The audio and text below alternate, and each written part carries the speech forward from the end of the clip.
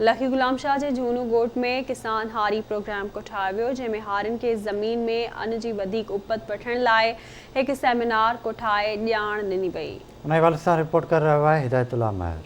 जो खेड़े सो खाए ज़मीन हारी जो हक़ आहे जे इनवान हेठि लखी गुलाम शाह वेझो ॻोठ जनो शरीफ़ में एक प्रोग्राम कोठायो वियो, जंहिंमें आबादगारनि वॾे तादाद में शिरकत कई। उन हवाले सां आबादगारनि खे ज़मीन मां कीअं अन्न वधीक उपाइजे जे हवाले सां हिकु प्रोग्राम बाबति ॼाण ॾिनी वई। उन हवाले सां लखी गुलाम शाह, चक, अब्दू, फिरकण, रुस्तम, शिकारपुर, जकमबाद ऐं ॿियनि इलाइक़नि खां वॾे तादाद में आबादगार भैर शिरकत कई। हिकिड़ो आवाज़ आहे त हारी ज़मीन हारी जो हक़ आहे, नंढी हारी जो हक़ आहे ऐं ज़मीन जी जेका तक़सीम आहे उहा बराबरी बुनियाद ते कराई वञे ऐं ख़ुदि हारीअ जी मालिकी सॾाई वञे। हारी ख़ुदि मुख़्तियार हुजे, हारी मुहताज न हुजे ऐं उहा ख़ुदि मुख़्तियारी ऐं मालिकी तॾहिं थी सघे थी जॾहिं असीं कंपनियुनि खे भॼाईंदासीं ऐं पंहिंजा बिज कंदासीं। ऐं असीं उमेद कयूं था त जेके पाकिस्तान किसान मज़दूर तरीक़े जो कमु आहे, जो किरदारु आहे, ख़ुसूसन शिकारपुर ज़िले समेत ऐं बाक़ी जेके ज़िला आहिनि उन्हनि में हारी पंहिंजो बिज ठाहिनि पिया। असांजी तहरीक जो मक़सदु इहो आहे जेके नंढा हारी ऐं आबादगार आहिनि, ख़ासि करे औरतूं आहिनि, उहे पाण भरो थियनि ऐं अॻिते अचनि। हीअ जेके बिज हिकु बि कंपनी पारां ॾिना था वञनि पिया,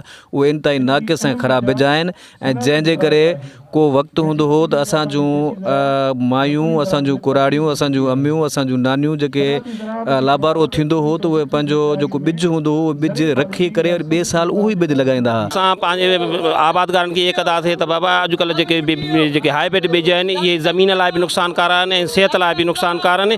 पंहिंजो बिज पोखियो। पुराणा असांजा जेके क़बाइली बिज हुया, जेके आबाइली, असां उन मां बिल्कुलु मुतमिन हुयासीं। उन्हनि ते ईअं हो त उहे असांखे मुनासिब रेट में मिलनि पिया ऐं उन्हनि ते वधीक खाद बि इस्तेमालु वग़ैरह न थींदी।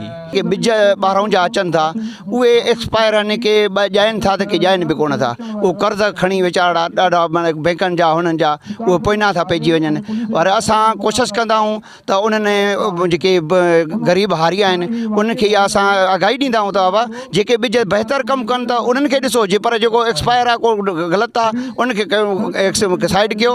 जेके पहिरियों बिज देसी बिज आहे उन्हनि में मुकमल हिकिड़ो रुपयो बि हारीअ जो ख़र्चु न हुयो ऐं जेके हाइब्रिड बिज आहिनि उन्हनि में तमामु एॾो हाई ख़र्चु आहे जो हारीअ खे कुझु बि नथो बचे। जेको आहे उहो खणंदो वञे पियो बोछण कुल्हे ते वीचारो पाण पंधि सॼी 12 महीना उहो बुख ते उन जिस्म ते कपिड़ा कोन्हनि के। लखी गुलाम शाह तालके जे जनो ॻोठ में तव्हां जेको हिते आबादगार भाइरनि जे लाइ प्रोग्राम रखो वियो आहे, उन हवाले सां आबादगार जेके हिते मौजूदु आहिनि ऐं NGO जा अॻुवान मौजूदु आहिनि उन्हनि जूं तव्हां ॻाल्हियूं ॿुधियूं।